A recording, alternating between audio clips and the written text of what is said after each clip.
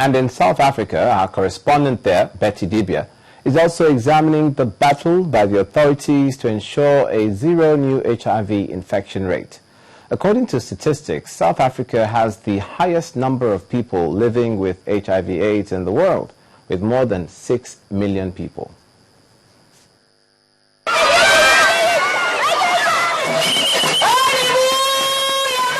South African traditional healers or sangomas, flagging off celebrations for small victories in a fight yet to be won in a country with the most number of people living with HIV in the world.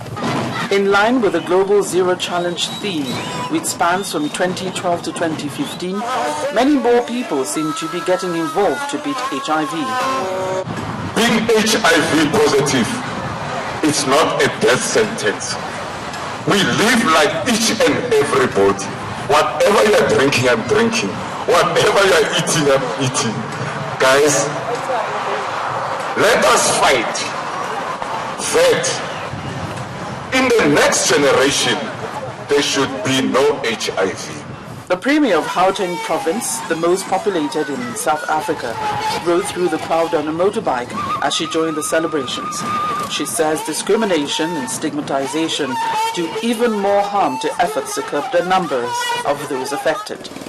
We asked the Premier what aspects of the anti-HIV campaign could be stepped up even more. My brother with AIDS is still my brother. My sister with AIDS is still my sister. You are because I am. I overcame my phobia for needles and stood up to be counted. I took the test.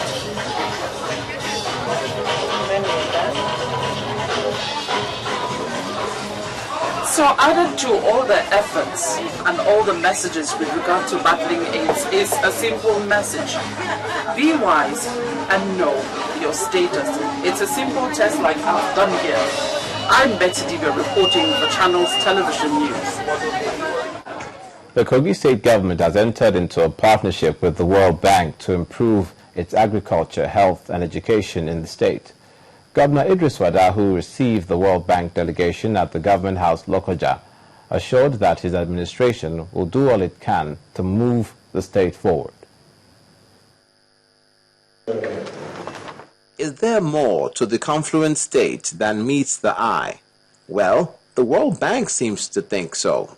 That is why a high-powered delegation from the world's premier bank has come to meet the executives of Kogi State to put pen to paper and make what they believe will be a fruitful partnership official. If we are going to really reach the objective of the agricultural transformation agenda, we have to be able to scale up the production, we have to be able to improve the productivity, the yields, and we have to be able to bring the tools and the equipment that will indeed help integrate the value chains. And I'm actually pleased to announce that agreed to support the development of the staple crop processing zone. For Governor Idris Wada, it's open arms all the way, as he quickly realizes how much of a boost the proposed partnership will bring to the economy of the state, and he did not mince words, highlighting other areas. We are determined to play our role in the partnership with the World Bank. On the HIV/AIDS Day, we are very ready, set an objective for ourselves that by this time next year, we must go below the national average. At the end of the meeting, the World Bank team, accompanied by the governor and his deputy, inspect the youth who were empowered under the state government program Yard for Kogi. Still ahead on the news. Welcome back to the news at 10. And in sports news, Cross River State has retained its title at the 6th National School Sports Festival in Ilori. The state got 115 gold, 78 silver, and 61 bronze medals to finish top of the table and will keep the winner's trophy, therefore. Lagos finished second after recording 49 gold, 43 silver, and 54 bronze medals. Anambra, with the largest number in their contingent, was third with 48 gold, 49 silver, and 63 bronze medals. Benue and Adamawa states failed to win a single medal at the Games. In the English Premier League, Chelsea Football Club is now second on the league table, fighting from a goal down to beat Swansea 3-1 at Stamford Bridge. Jay Rodriguez stunned the Blues after finding an opportunity to score in just 13 seconds after kickoff. Tim Cahill's header in the 54th minute put Chelsea back in the game, while John Terry and Demba Ba's goal in the 62nd and 90th minute ensured a comfortable victory for Jose Mourinho's team.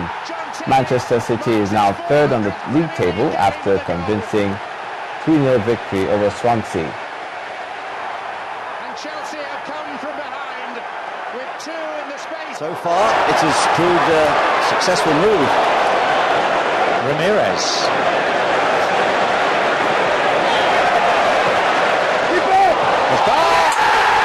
He's slid in. Approach is finished. Chelsea take the 3 points. Negredo looking to curl this, and he's gone for it. And Manchester City go in front. Less than 8 minutes played.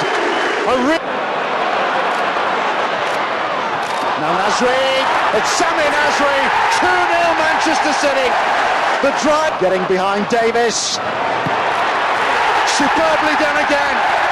And yet again, it's Sami Nasri. And Manchester City is now third on the league table after a convincing 3-0 win you just saw over Swansea at the Etihad Stadium.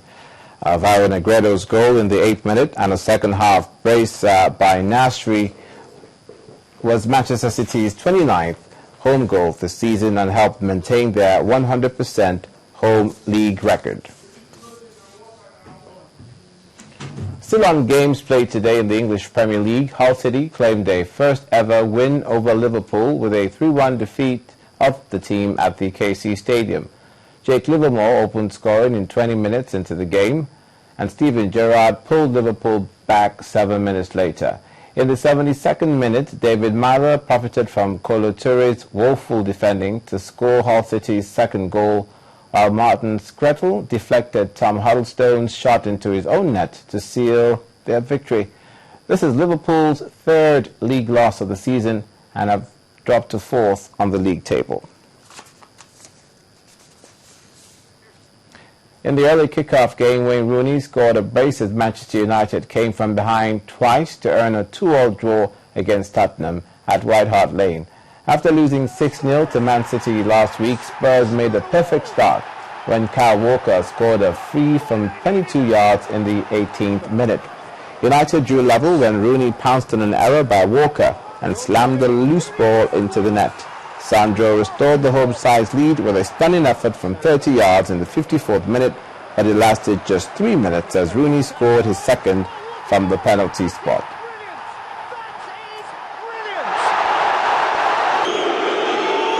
Wayne Rooney claps it home.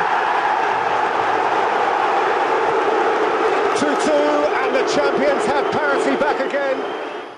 Away from the English Premier League and back home in Nigeria, it was a battle between the young and the old in the final of the 45th Ashojoba Cup Table Tennis Championships.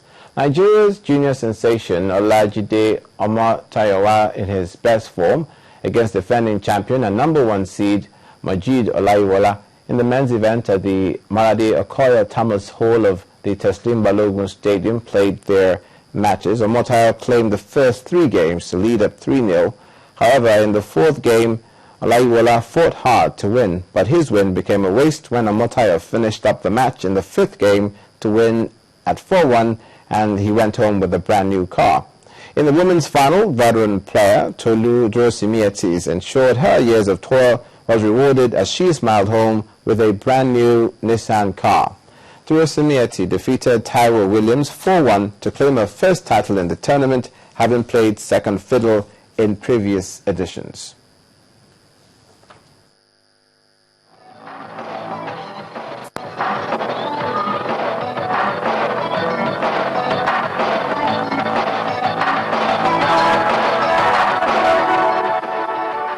On the foreign scene, a passenger train has crashed in the Bronx area of New York City. with media reports saying that at least 4 people may have been killed. Dozens are reported to have been injured as several of the Metro North train carriages came off the tracks. The Metropolitan Transportation Authority, the MTA, say none of the carriages had gone into the adjacent Hudson or Harlem rivers. The Fire Department of New York says the derailment occurred near the Spuyten Duyvil station, causing multiple injuries, and many firefighters were on the scene. Protesters in Ukraine have stormed the Kyiv City Council building, venting their anger over a government decision not to sign a deal on closer European Union ties. Police are massing outside the building in preparation for taking it. Tens of thousands of people have been marching into the Independence Square, defying the ban imposed a day earlier. Protesters want the resignation of the government and new elections. The president says Russian pressure was behind his decision not to sign.